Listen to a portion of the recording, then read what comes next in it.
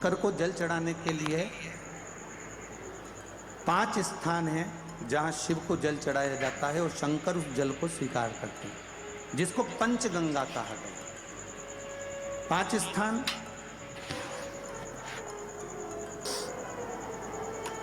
अच्छे से समझ लीजिएगा, जब भी शिव मंदिर में जाएं तो ये 5 स्थान शिव को जल चढ़ाने के लिए। ये रखा है शिवलिंग,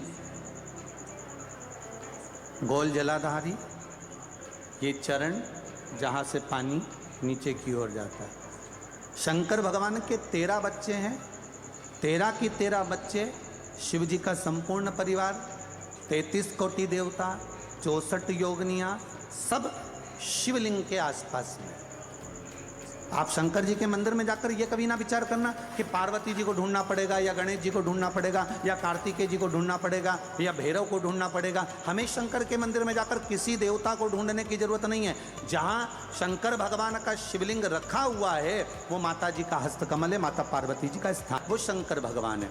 जहाँ जलाधारी है उस जलाधारी के पास में जहाँ पानी बहता है बीच में अशोक सुंदरी का स्थान है। जहाँ से पानी बह रहा है उसका राइट भाग वहाँ गणेश जी का स्थान है, लेफ्ट भाग कार्तिकेय जी का स्थान है। शंकर भगवान के ऊपर जो जल गिर रहा है वो शंकर भगवान की 5 लड़कियाँ जया, विषहरा, शामलीबारी, दौतली, देव, ये शंकर जी की 5 बेटियाँ ऊपर हैं। जहाँ से पानी बहकर उस निकासी से, जहाँ नाली बनी रहती है, पानी जहाँ से निकलकर बाहर मंदिर के जा रहा है वो 33 कोटि देवताओं का स्थान है। इसलिए सारे मंदिरों की परिक्रमा हो सकती है पर शंकर जी के मंदिर की परिक्रमा नहीं करते, क्योंकि वो जल जो जा रहा है वो 33 कोटि देवताओं का स्थान है, उसको हम लांघ नहीं सकते। वो स्थान जल चढ़ाते समय आप इसका स्मरण रखें। पानी का जब पात्र लेकर जाते हैं मंदिर के अंदर, सबसे पहले शिव जी का जो जलाधारी है उसमें राइट भाग पर अपनी मनोकामना कर कर जल चढ़ाएं, फिर लेफ्ट भाग में चढ़ाएं रोग मुक्ति के लिए। अशोक सुंदरी की जगह पर चढ़ाएं, ये 3रा स्थान।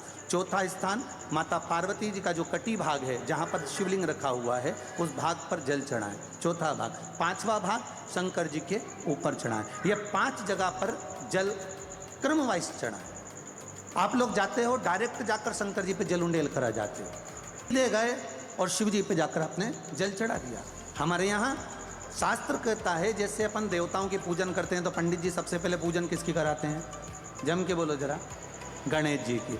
गणेश जी के बाद पूजन कराते कराते कराते कराते कराते कराते आगे के सारे देवता कराते कराते कराते कराते फिर मूल पूजन पर पहुँचते हैं। आप डायरेक्ट मूल पूजन पर पहुँच जाते हो। इस छत के ऊपर आपको चढ़ना है, निशानी रखी है,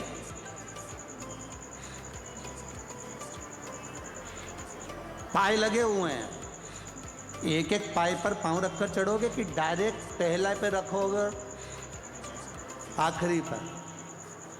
जम के बोलिए जरा, एक एक पाए पर पांव रखोगे ना कि धीरे धीरे हमको चढ़ना है।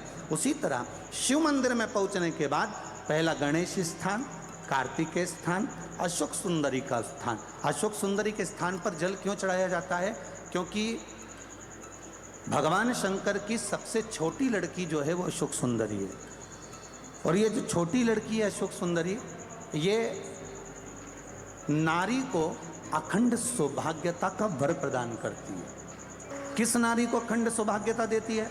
तो महाराज शास्त्र कहता है जिस नारी के भाग्य में लिखा होता है कि इसको वैधव्य होना है, इसके पति को समाप्त होना है, अगर वो नारी अशोक सुंदरी वाली जगह पर जल चढ़ा देती है तो पति पर अगर काल भी मंडरा रहा होता है तो माँ अशोक सुंदरी महाकाल से कहकर काल को टाल देती है। वो अशोक सुंदरी का स्थान,